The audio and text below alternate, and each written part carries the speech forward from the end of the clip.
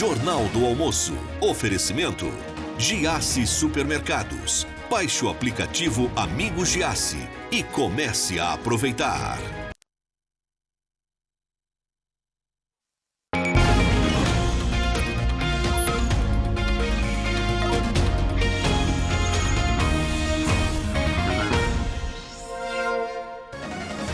Onze horas 46 minutinhos, muito bom dia, bem-vindo ao seu Jornal do Almoço desta sexta-feira, que segue na missão de lhe ajudar a escolher o governador de Santa Catarina. Seguimos então com o nosso JA, com a rodada de entrevistas com os 5 candidatos ao governo de Santa Catarina, os 5 mais bem colocados na primeira pesquisa IPEC contratada com exclusividade pela NSC. Agradecemos a todos os candidatos. As entrevistas têm como objetivo, claro, as discussões e ideias propositivas, com ênfase no aprofundamento do programa de governo de cada um dos candidatos. Desta forma, os eleitores poderão decidir seus votos com mais tranquilidade e consciência, sempre visando ao fortalecimento da democracia e uma Santa Catarina ainda melhor. A ordem dos entrevistados foi definida por sorteio. Segunda-feira recebemos aqui Jean Loureiro, do União Brasil. Na terça-feira, Esperidião Amin, do PP. Na quarta-feira, Carlos Moisés, do Republicanos. Ontem, quinta-feira, Jorginho Melo, do PL. E hoje, Décio Lima, do PT, é quem está conosco. O tempo de cada entrevista é de 29 minutos, mais 1 minuto para as considerações finais. Bom dia, bem-vindo, candidato. Obrigado, Laine. Um prazer enorme estar com você, com o Faraco e com o povo de Santa Catarina na expressão que é a NSC na comunicação catarinense. O seu tempo começa a valer a partir da sua primeira resposta e eu já começo, então, lhe perguntando sobre, desde 2004, quando o senhor deixou a Prefeitura de Blumenau, o senhor se candidatou novamente, depois ao governo do Estado e de lá para cá ainda não emplacou num cargo executivo. O que pretende fazer de diferente para que dessa vez seja diferente? Olha, eu tive uma outra experiência, Laine. Eu tive a honra de administrar, logo depois que deixei de ser prefeito da cidade de Blumenau, por 2 mandatos, eu administrei o Porto de Itajaí e naquela oportunidade, inclusive no período do governo do presidente Lula, recuperamos a infraestrutura que naquele momento conseguimos impactar em 2 bilhões o crescimento do PIB de Santa Catarina e transformamos o Porto de Itajaí, que ficou conhecido no Brasil e no mundo, como o Porto 5 estrelas.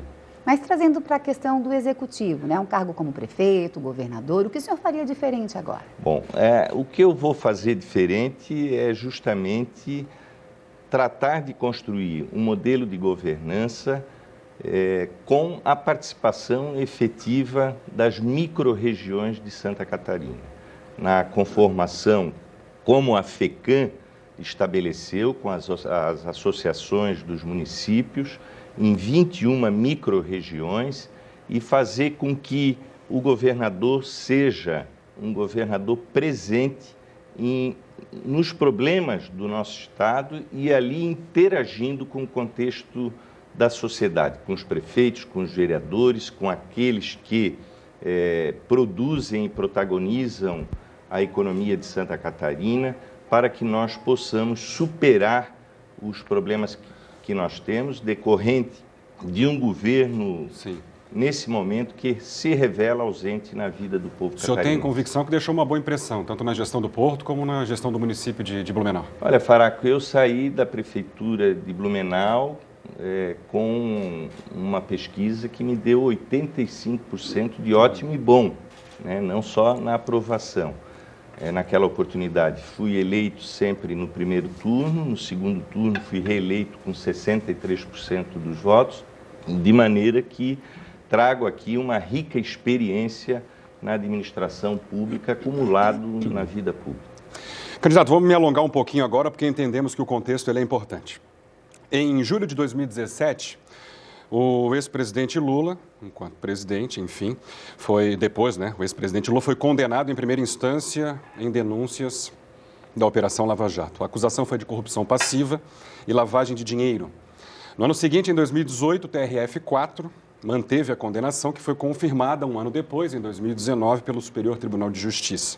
Em 2021, ministros do Supremo Tribunal Federal, o STF anularam as condenações no âmbito da Operação Lava Jato, alegando questões técnicas e a parcialidade do juiz Sérgio Moro.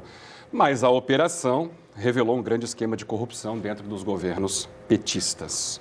Por que o eleitor deve acreditar que isso não vai voltar a acontecer lá e que isso não acontecerá também aqui em Santa Catarina na sua gestão? Bom, primeiro que em Santa Catarina você não consegue apontar nenhum militante do PT com qualquer desvio de conduta nas várias experiências que nós tivemos, principalmente da administração pública, nos vários municípios que nós já honrosamente governamos. Agora, eu gosto de falar desse tema. Eu adoro essa pergunta porque o Brasil precisa ser desnudado de um conjunto de narrativas completamente falsas contra o presidente Lula. Por exemplo? E aí eu falo, Faraco, se me permite, claro, como uma pessoa que teve o privilégio de conviver com o presidente Lula na sua intimidade. Eu criei a filha do presidente Lula, logo depois daquele episódio do Collor, na minha casa. E isso, antes dele ser presidente, me permitiu ter um relacionamento na sua vida íntima, ou seja, nos natais, nos aniversários, nos momentos de Páscoa. Não falo aqui somente como um militante que ajudou ele a fundar o PT no Brasil, que ficou com ele, está com ele há 42 anos nesse processo de luta. Não falo somente como advogado, que li todos os processos dele, e te digo aqui, como digo para o povo de Santa Catarina, com muita clareza: o presidente Lula não tem absolutamente nem nada de materialidade de delito que pudesse imputar qualquer culpa de desvio de qualquer recurso. Mas as denúncias de corrupção dentro do governo? As denúncias de corrupção tiveram também, por parte do presidente Lula, a criação de vários instrumentos, como a Corregedoria da República, o Portal da Transparência, o aparelhamento da Polícia Federal e a sua autonomia. Houve corrupção. E a sua autonomia. Houve a corrupção. A corrupção, ela é permanente, é endêmica, infelizmente, na estrutura de poder. Como está tendo agora o orçamento secreto, né, que o governo Bolsonaro terá que explicar para a sociedade, os 107 imóveis comprados com dinheiros que não se explicam. Deixa eu só voltar para a pergunta um pouquinho. A corrupção no Ministério da Educação, paga inclusive com pedra de ouro. Na ocasião, as investigações apontaram o envolvimento do ex-presidente Lula. Não há absolutamente nenhuma digital. Falo como advogado e de quem leu todos os processos. E falo também como conheço a vida do presidente. O presidente Lula é um homem simples, despojado. Não é um homem nunca foi de acumulação de riqueza. Eu conheço o armário da casa dele, eu conheço a vida íntima dele, e ele jamais iria cometer qualquer desvio para si, tirando do poder público e do povo brasileiro. Deixa eu fazer então minha pergunta agora, claro. Só para complementar, que o Ministério Público Federal, ele aponta a devolução, inclusive, de recursos desviados que passam de 25 bilhões de reais, mas eu quero trazer isso para o nosso estado. Se isso aconteceu em âmbito federal, como o senhor pretende evitar que isso aconteça em Santa Catarina daqui para frente? Boa pergunta. Criando o que Santa Catarina ainda não criou, os mecanismos de transparência, de controladoria, num estado que precisa ser aberto e principalmente na questão do orçamento, que é o que nós estamos assistindo lá em Brasília, o tal do orçamento secreto, que recentemente também criaram aqui com aquilo que ficou chamado de PIX. O orçamento será, como eu disse no começo, um processo de debate nas 21 regiões de Santa Catarina, para que o povo catarinense, dentro dessa conformação que nós temos da economia catarinense, possa decidir os investimentos do Estado e fiscalizar os recursos de forma permanente. Candidato, para fechar essa parte, foi um momento também de uma recessão importante aqui no Brasil, o governo da presidente Dilma, principalmente. O que o senhor pensa em relação a isso? O que faria diferente? O que fará diferente aqui em Santa Catarina? Bom, primeiro que é outra boa pergunta. o que se criou nesse país do ponto de vista da agressão à democracia. Você se lembra que quando a presidenta Dilma ganhou a sua reeleição, o candidato adversário que foi derrotado disse: eu não vou deixar você governar. E criou a economia, ela é produto de uma estabilidade econômica e política. O que se criou a partir do segundo mandato da presidenta Dilma foi uma crise de natureza política, inclusive que ensejou 2 anos depois num golpe com agressões à democracia, à Constituição e ao Estado de Direito. Eu quero lembrar, Faraco, que no final do primeiro governo da presidenta Dilma, nós convivíamos com uma taxa de desemprego de 4,3%. Nós ranqueávamos no mundo uma condição econômica incomparável à história do nosso país. Você vai ali observar que ao final do primeiro governo da presidenta Dilma, nós caminhávamos para ser a 6ª economia do mundo. Hoje estamos chegando à 13ª economia do mundo. Nós, naquele momento, revelávamos uma tranquilidade de estabilidade econômica e a instabilidade política gerou esse processo, infelizmente, de uma crise que ainda sentimos, que o povo catarinense está sentindo na sua vida. Candidato, caso o candidato Bolsonaro seja reeleito e o senhor eleito governador do estado, como será a sua relação com o governo federal? Bom, você faz uma pergunta que eu não acredito. Acredito que o Lula vai ganhar a eleição no primeiro turno. Mas pode acontecer. Acredito que é difícil nós imaginarmos que nós vamos continuar com esse ambiente de um desgoverno que, inclusive em Santa Catarina, Laine, se me permite, é um governo que não corresponde ao resultado que ele teve nas urnas, pela forma que ele trata o povo catarinense. De um governo, de um presidente que veio aqui, fez 2 motocicletas, andou de jet ski e até agora não botou um palmo de obra em Santa Catarina. Para ter uma ideia... A relação será difícil, então, caso ele seja... Não, eu vou te explicar. Como será essa relação? Eu vou te explicar, mas esse governo, ele precisa ser tratado de uma forma de retomada do republicanismo com Santa Catarina. Mas eu queria... Faraco, 97 bilhões o povo catarinense vai pagar de impostos esse ano. O retorno será só de 7%. Sabe quanto é que era no governo nosso o retorno para Santa Catarina? 60%. O que nos permitiu a duplicação da BR-101 Sul, o que nos permitiu colocar a 470 no PAC, fazer a ponte Anita Garibaldi, 30 institutos federais, programa do Minha Casa Minha Vida, espalhados por todas as cidades de Santa Catarina.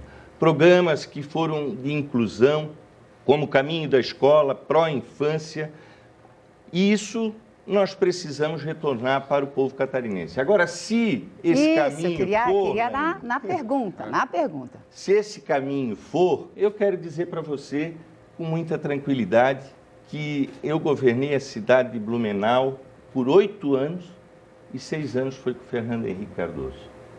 Eu não tive nenhuma dificuldade de estabelecer a pauta da cidade de Blumenau, a importância dela para trazer resultados para o nosso povo. Vale o mesmo para o atual presidente, então. O que eu quero dizer é que o respeito não é só com o governador, é com o que Santa Catarina merece.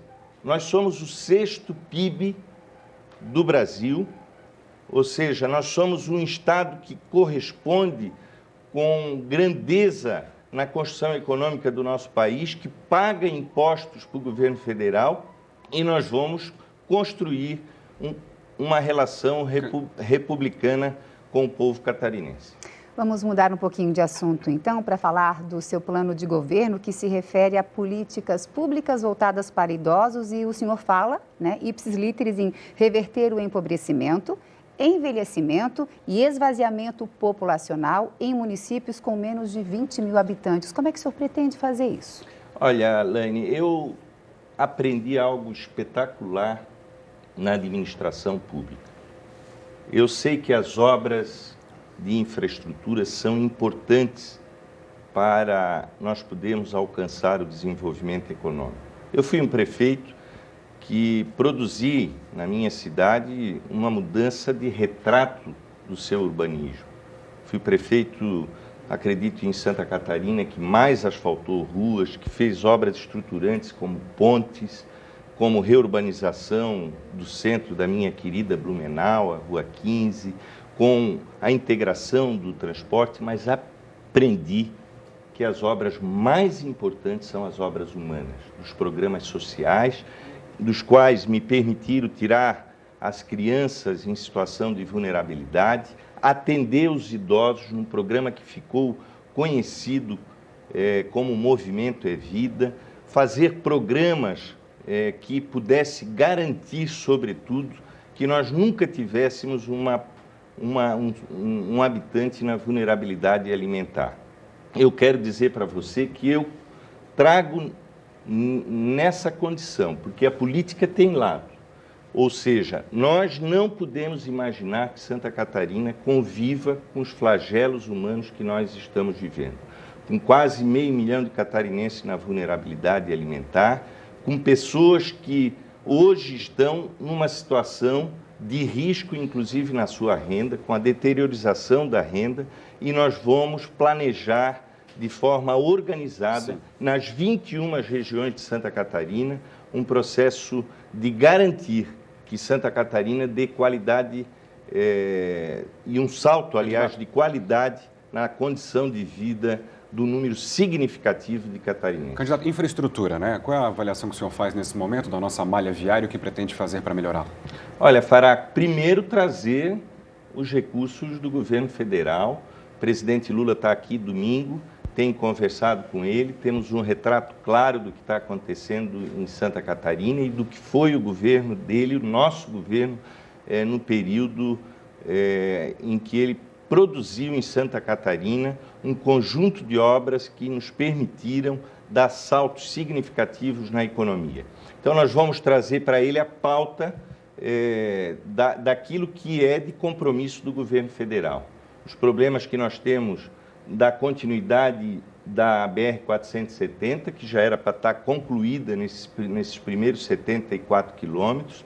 Nós temos que levar ela até a 116. Nós temos que resolver o problema da 280, da 282 e, portanto, vamos ter que trazer investimentos para que nós possamos implementar um processo de investimento na logística por parte do governo federal aqui em Santa Catarina. Mas, ao mesmo tempo, Faraco, eu quero apresentar, já no começo do meu mandato, o maior programa que Santa Catarina já teve de investimento na infraestrutura.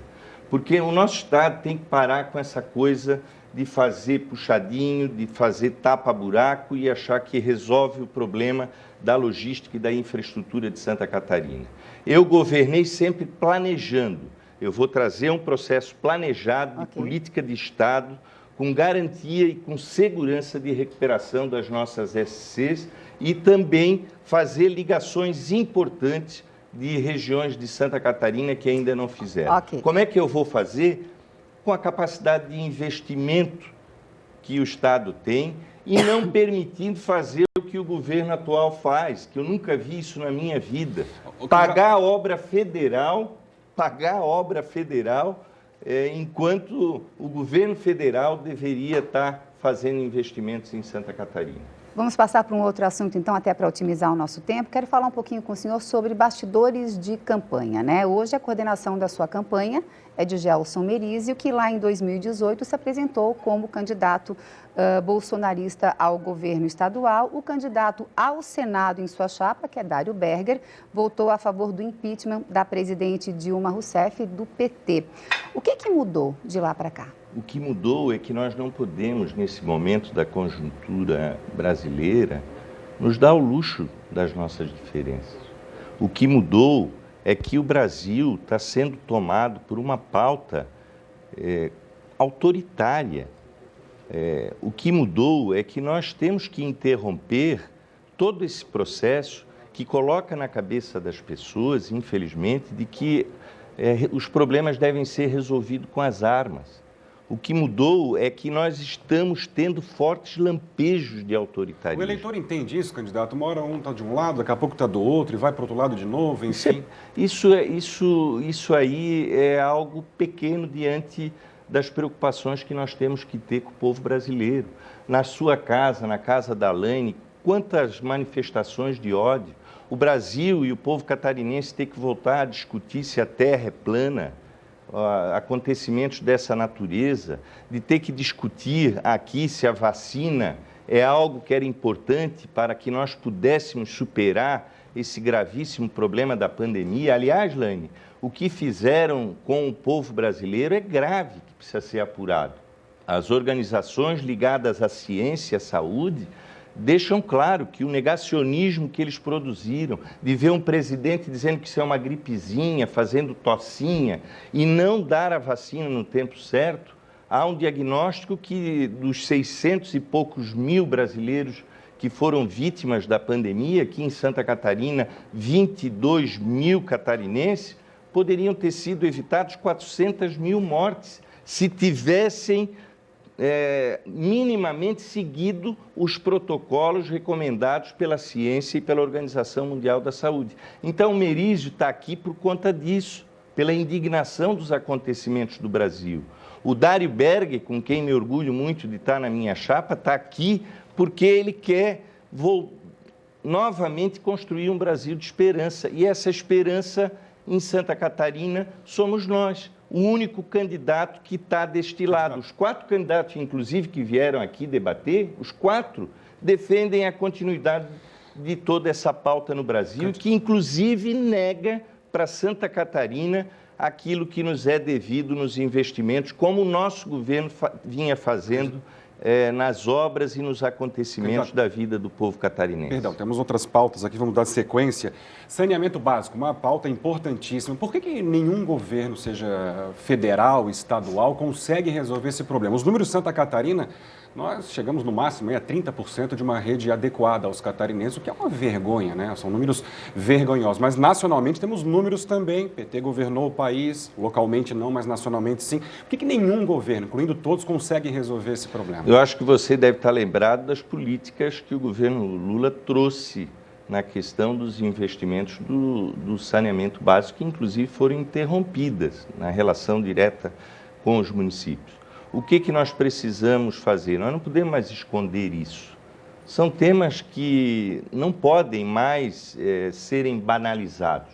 Eu quero fazer com que a Casan tenha efetivamente um processo de planejamento construído com os municípios de Santa Catarina para que nós possamos, inclusive, fazendo parcerias, às vezes, público-privadas, para que venhamos a avançar de forma significativa na questão do saneamento. Como você retratou aqui, os números nos envergonham, são graves e é um tema que está, inclusive, dentro da pauta e do debate que eu tenho feito com vários municípios em Santa Catarina no decorrer dessa campanha. Candidato, vamos falar de saúde. Como o senhor pretende zerar as filas de cirurgias eletivas e outros procedimentos aqui em Santa Catarina? Olha, Laine, é outra pergunta que eu não posso aqui me abstrair da realidade do tratamento que o governo Bolsonaro dá a Santa Catarina. Nós tínhamos 4 bilhões e 300 milhões que eram trazidos para a saúde em Santa Catarina e, no seu período, reduziu para 3 bilhões e 700 milhões os recursos dirigidos à saúde. O plano para Santa Catarina, candidato. O plano para Santa Catarina. Eu quero criar em Santa Catarina, e faz parte do nosso programa de governo, um sistema único de saúde em Santa Catarina. Por quê? Porque nós estamos assistindo algo que não pode continuar. Porque quem é o prejudicado é justamente aquele que precisa da saúde. O que não pode continuar? Não pode continuar a filantropia de um lado, a saúde que o Estado potencializa na sua estrutura, inclusive hospitalar, e a saúde básica dos municípios num processo completamente sem ocorrer uma integração. Eu vou unificar os procedimentos, valorizar a filantropia de hospitais importantes que hoje, inclusive, atendem na sua grande maioria pela tabela do SUS. Vamos recuperar essa tabela, principalmente na questão da alta complexidade, e fazermos um processo isonômico nas diversas regiões de Santa Catarina. Ou seja, nós precisamos ter condições de poder atender a tal das cirurgias eletivas, os procedimentos, às vezes, de mais alta complexidade, sem que eles sejam centralizados apenas numa região de Santa Catarina, como é o caso da minha Blumenau, que atende a alta complexidade aqui em Florianópolis e em Joinville. Nós precisamos fazer uma construção, portanto, isonômica de atendimento em todo o estado de Santa Catarina, num sistema unificado da saúde catarinense. Educação, candidato, evasão escolar, um grande desafio, mais um, que segue com certeza aí para os próximos anos, principalmente depois da pandemia. O que o senhor pretende fazer, de forma prática? Olha, primeiro que nós temos que levar a educação para um outro patamar. O mundo foi tomado por uma revolução da inteligência artificial e não podemos continuar com uma educação analógica.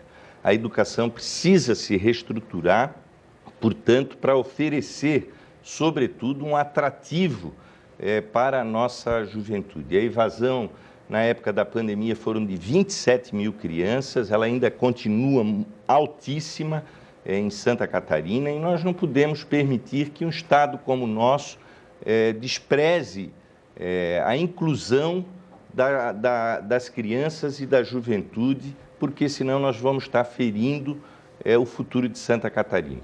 Eu quero, portanto, também começar a educação com o seu maior patrimônio, que são os nossos professores e professoras, fazendo com que nós tenhamos um efetivo plano de carreira, interromper essa vulnerabilidade da relação que hoje se vive com quase 67%, se não me foge a memória, de contratos precários, de ACTs, fazer os concursos e impulsionar um processo de carreira. Não fazer o que fizeram recentemente para resolver o negócio da Previdência, taxar em 14%, inclusive os aposentados da educação catarinense. Mas quero fazer mais, Faraco.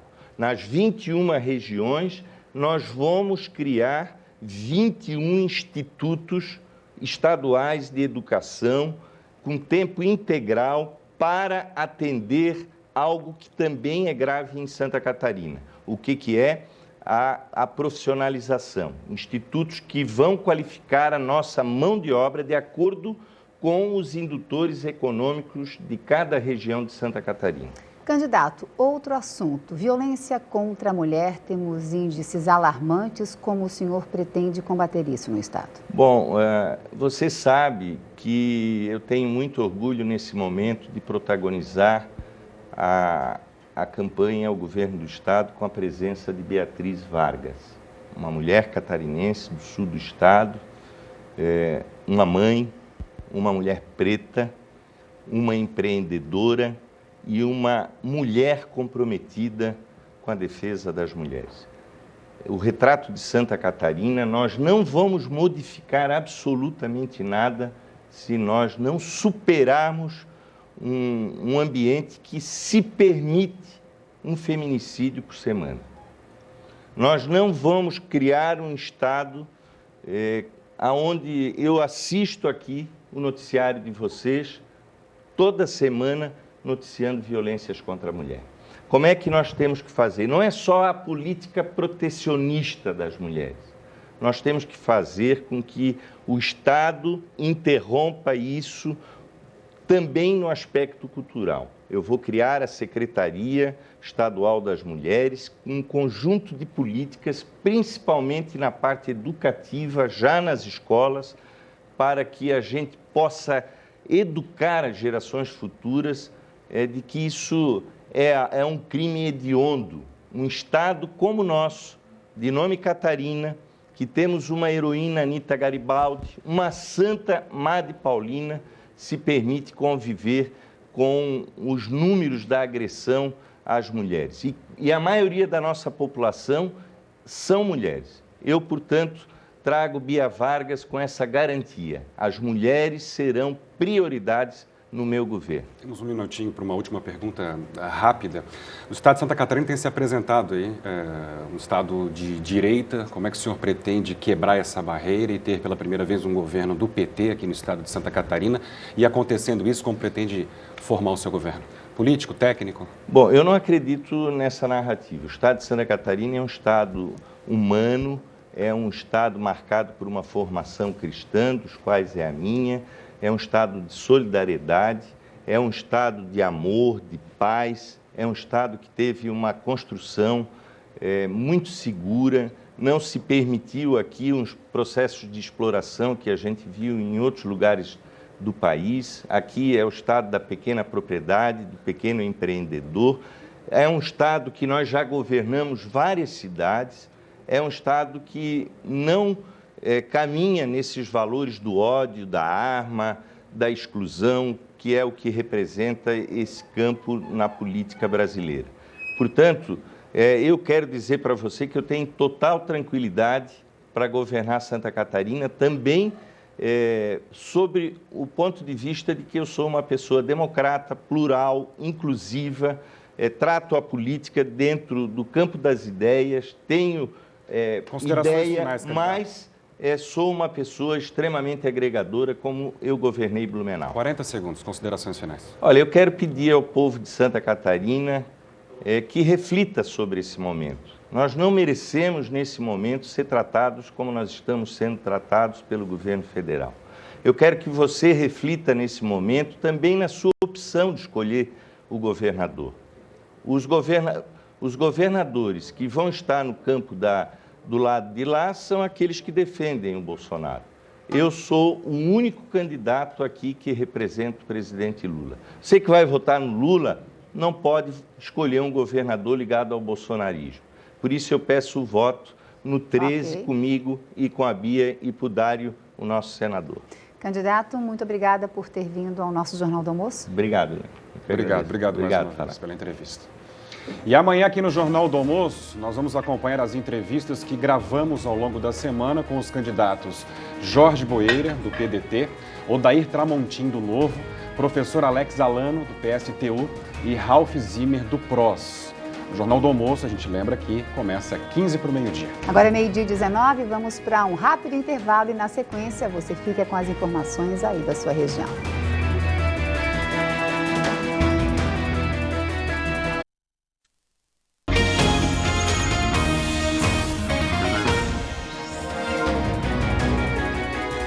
Meio-dia e 21, muito boa tarde para você que está com a gente aqui na tela da NSC. Estamos de volta com o seu Jornal do Almoço, agora com as notícias aqui do sul do estado. Criciúma começa nesse fim de semana uma nova ação para melhorar os números da vacinação na cidade. Os parques vão receber mutirões de vacinação, para quem não consegue aí atualizar a carteirinha nos dias de semana. O Eduardo Prestes está no Parque das Nações e chega ao vivo com as informações para a gente, né, Edu? Boa tarde. Oi, Denise, muito boa tarde para você, boa tarde para todos ligados com a gente aqui no Jornal do Almoço. Pois é, são formas, estratégias que as prefeituras, e aqui em Criciúma nesse caso, está fazendo para conseguir atingir a meta de vacinação do Ministério da Saúde e, claro, o principal, dar essa questão de segurança para todas as crianças por conta da poliomielite. Está aqui com a gente o secretário de Saúde aqui de Criciúma, Aleu da Silveira, para falar um pouco sobre essa ação, né, Aleu? Começa amanhã nos parques da cidade, mas vai ser um parque por fim de semana, né? Muito boa tarde. Muito boa tarde. Então, através de várias reuniões que fizemos essa semana, juntamente com o prefeito Salvaro, a equipe da Vigilância Sanitária, adotamos essa logística para dar uma oportunidade às pessoas para vacinarem nos nossos 3 parques. Começaremos amanhã aqui no Parque das Nações, no próximo sábado, dia 24, no Parque do Imigrante, na Grande Rio Maina, e terminaremos no dia 1º de outubro no Parque Altair Guide. O objetivo, com certeza, é alcançar a meta dos 95%, que é o que preconiza o Ministério da Saúde. Hoje, aqui em Criciúma, como está esse percentual de vacinados aqui nas crianças, no público-alvo, de crianças de 0 até 4 anos, 11 meses e 29 dias? Bom, nós estávamos com 34,34% na semana passada e fizemos uma ação forte nas nossas escolas e chegamos agora a 62,5%. Mas hoje de manhã mesmo já fizemos uma reunião com o secretário da Educação, o Miri. Vamos também entrar nas nossas escolas municipais com a vacinação em massa.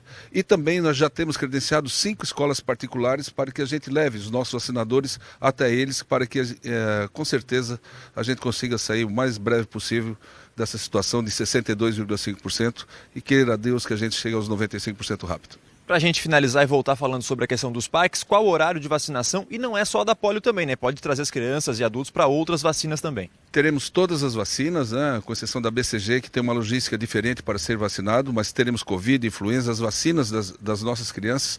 Será das 9 às 16 horas, terá pipoca, pirulito da coragem, então, toda a situação que a gente pode fazer para que os pais tragam as crianças, tendo em vista que as crianças não vêm tomar vacina sozinhos. Os pais, o avô, o padrinho, a madrinha, tem que trazer as crianças. Estaremos aqui esperando vocês amanhã das 9 às 16. Perfeito, Helio, muito obrigado, viu? Então está feito o convite, o recado aos pais e todos os responsáveis também, para que tragam as crianças aqui no parque, passem um dia no parque e aproveita para botar a caderneta de vacinação em dia, principalmente fazer essa questão da vacina da poliomielite. Eu volto com você aí no estúdio, Denise. Valeu, Edu, obrigada pelas informações. Convite não, viu? Convocação, né? Para os pais que não levaram ainda, aproveitarem o fim de semana para fazer isso, para vacinar a criançada. Valeu, bom trabalho para você. Criciúma cedia mais um evento esportivo de rua nesse fim de semana. É a vez da meia maratona de Criciúma, com provas de até 21 quilômetros. A prova vai acontecer no dia 18 de setembro, agora domingo, com início 10 para as 7 da manhã no Parque Prefeito Altair Guide. São 900 atletas inscritos para provas de 5, 10 e 21 quilômetros de corrida e para 3 quilômetros de caminhada, além da Corrida Kids. Tem ainda a participação de pessoas com deficiência em triciclo adaptado do projeto Pernas Solidárias. E atenção agora para as alterações no trânsito. As ruas no entorno do parque, atrás da prefeitura, terão bloqueios. O Departamento de Trânsito vai acompanhar toda a movimentação, com impacto aí em trechos da Santos Dumont e parte da Avenida Centenário, como a gente está observando aí no mapa. Toda a movimentação será na manhã de domingo, com largada e chegada das provas no parque. Para quem for correr ou acompanhar, tem ainda uma mini praça de alimentação, espaço kids, massagem e apresentações musicais. Agora a gente faz uma parada aqui no seu Jornal do Almoço. Na volta tem a previsão do tempo e também as informações sobre a Operação Era, deflagrada pela Polícia Civil hoje de manhã em cidades aqui da região. Até já!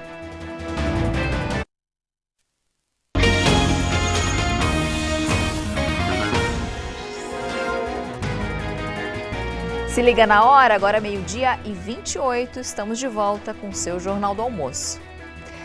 Na manhã de hoje, a Polícia Civil desencadeou a Operação Zebra. Essa é a segunda fase da Operação Era.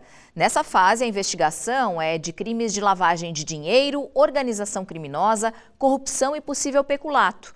O delegado Ulisses Gabriel é quem traz detalhes sobre a operação realizada em cidades aqui da região.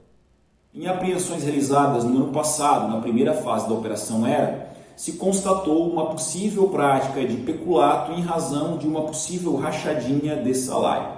E também se constatou uma possível prática de caixa 2 em uma situação envolvendo uma obra. Iniciamos a investigação e constatamos que pessoas ali identificadas poderiam estar praticando a exploração de jogo de azar através do jogo do bicho, bem como a prática de lavagem de dinheiro, corrupção passiva em sede de organização criminosa. Na manhã de hoje estão sendo cumpridas dezenas de ordens judiciais, consistentes em busca e apreensão, quebras de sigilo e também afastamento de funções públicas e sequestro de bens, móveis, imóveis e valores.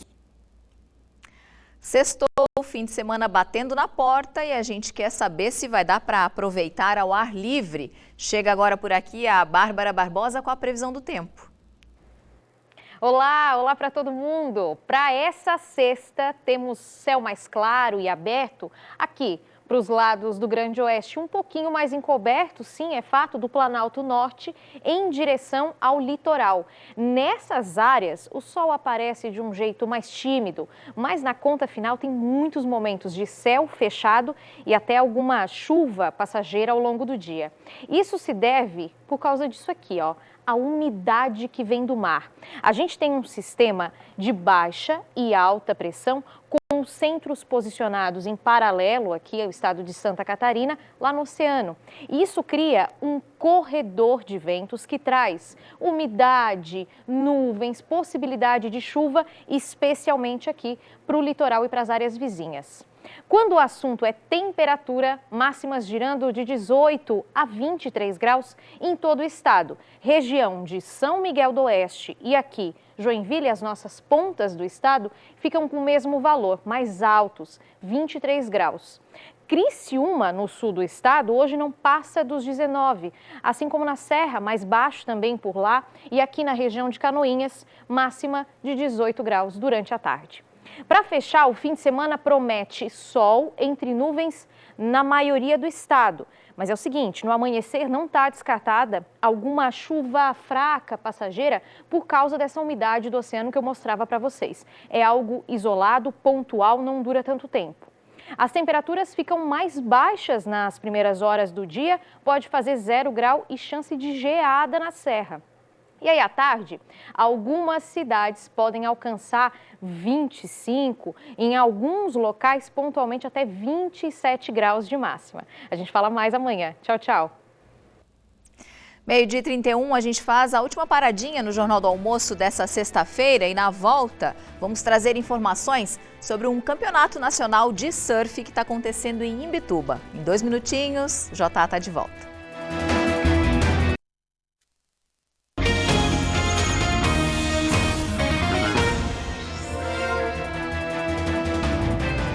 Meio-dia e 34, estamos de volta para o nosso último bloco do Jornal do Almoço dessa sexta-feira. Imbituba está recebendo surfistas de várias partes do país para a Taça Brasil de Surf, um campeonato nacional de alto nível que valoriza a importância do esporte para a cidade do nosso litoral. A competição começou ontem e já apresentou um alto nível de surf. Destaque para Raoni Monteiro, um dos expoentes do surf nacional que avançou para a próxima fase. Do surf local, Moá Soares, de Imbituba, foi o destaque do primeiro dia, também avançando de fase. Ao todo, mais de 170 atletas de 12 estados participam do campeonato. O evento volta a ser realizado em Imbituba depois de 12 anos de ausência. Além da Taça Brasil de Surf, o evento também vale como a penúltima etapa do Campeonato Estadual Profissional. O CB Surf Imbituba Pro é aberto ao público e acontece na Praia da Vila. As baterias continuam até domingo, quando acontecem as finais da competição. Chegamos agora na terceira etapa da perna catarinense junto com a Confederação Brasileira e FECA Surf. Iniciamos lá em São Francisco do Sul com a vitória do Adriano de Souza, depois Praia Mole com a elite do surf nacional e agora aqui em Imbituba, Praia da Vila, recebendo a primeira etapa Prime do circuito 2022. Uma etapa que distribuirá R$120 mil em prêmio entre os dois naipes, masculino e feminino. Aproveitamos para convidar vocês a virem para cá, prestigiar essa etapa da Confederação Brasileira e também a quarta etapa do circuito catarinense profissional. E aí saberemos quem será o grande campeão lá em final de novembro na Praia da Joaquina. Tem várias atrações aí pela região nesse fim de semana. Já em Sombrio começa hoje a 28ª edição da Festa do Açor. O encontro que celebra a cultura açoriana vai até domingo e o David Morona conta os detalhes pra gente agora.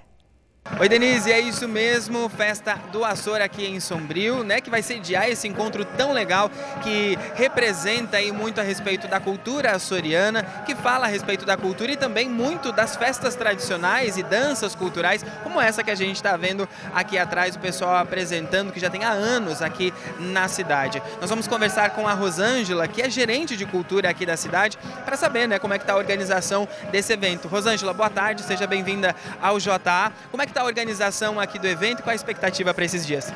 Boa tarde, está tudo preparado para receber os nossos visitantes, os nossos sombrienses. Foi um grande envolvimento de todas as escolas, de todas as entidades do município, né? A gente já iniciou os trabalhos em março, mas estamos realmente preparados para receber todos os visitantes da nossa cidade. Temos certezas que será um grande evento, uma grande festa. Quem está agora aqui ensaiando é o grupo Açor Sul Catarinense, é um grupo que há 23 anos já está na cidade, né? Todas as apresentações serão nesse segmento, boi de mamão, cantoria, pau de fita, realmente uma festa onde toda a cultura de base açoriana vai estar presente. E aí vamos ter praça de alimentação aqui para as pessoas também aproveitarem a cultura, a gastronomia, né? O que a gente vai ter disponível?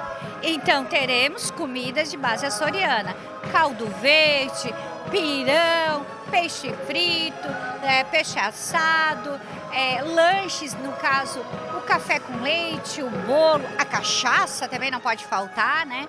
Então, realmente, toda a comida de base açoriana. Tá certo, obrigado, Rosângela, pela participação aqui no JA. Claro, uma festa que vai trazer muitas delícias aí da cultura, né, açoriana e que também movimenta a cidade aqui, né? Nós estamos também com a prefeita Gislaine, prefeita aqui de Sombrio, que vai falar um pouquinho pra gente também, né, prefeita? Porque é uma expectativa muito grande, envolve também outros municípios aqui da região e a cidade abre as portas para receber todo mundo, né? Boa tarde. Boa tarde, com certeza. Que dia especial, 16 de setembro de 2022. Esperávamos muito, né? Sediando essa grande festa, essa festa da cultura açoriana de Santa Catarina. Então, são acho que mais de 30 municípios que por aqui, né, já estão chegando na nossa cidade, alegrando, encantando, com toda essa cantoria, com toda essa beleza, com todos esses trajes típicos, com toda essa alimentação. Então, venha para Sombrio. Hoje, sexta-feira, abertura oficial às 19 horas. Amanhã, um lindo desfile nas nossas ruas principais, na Getúlio Vargas e na Nereu Ramos. Domingo, uma linda missa, uma missa temática também na Igreja Matriz Santo Antônio de Pádua. Então, é para cá que você tem que vir. Vem para Sombrio. Sombrio respira a cultura açoriana. Obrigado, prefeita, pela participação aqui no JA. Fica aí, então, um convite para essa festa tão especial que vai celebrar a cultura açoriana, tão presente no nosso estado de Santa Catarina, que agora tem sede aqui em Sombrio, com muita festa cultural como essa que a gente está vendo aqui. Volto contigo aí no estúdio, Denise, com esse ensaio tão especial aqui do pessoal dançando.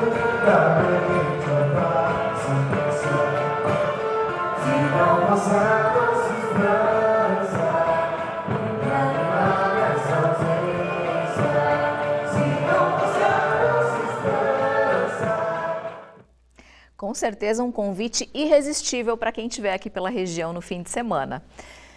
O Jornal do Almoço de hoje está quase no finalzinho, mas antes vamos dar uma olhadinha aqui nos recados que a gente recebe da nossa audiência. Olha só, a Malu, evento gratuito sobre o cenário de mobilidade internacional nas áreas de imigração e negócios.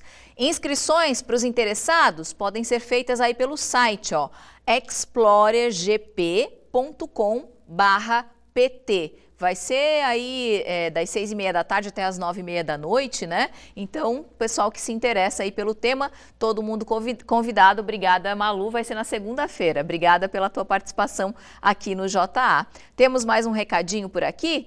O pessoal do PMP de Laguna, né, o projeto de monitoramento de praias. O fim de semana será de limpeza nas praias. E aí tem todos os horários e locais, né? Se você quiser ter mais detalhes, dá para procurar ali o PMP-BS, né, que é o projeto de monitoramento de praias Bacia de Santos, nas redes sociais para você até participar aí, né, claro, dessa limpeza nas praias que vai acontecer agora aí no fim de semana.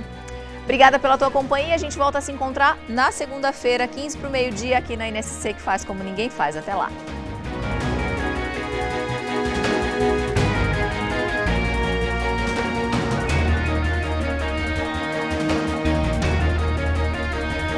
Jornal do Almoço. Oferecimento. Giasse Supermercados. Baixe o aplicativo Amigo Giasse e comece a aproveitar. Atlântida, a melhor vibe do FM.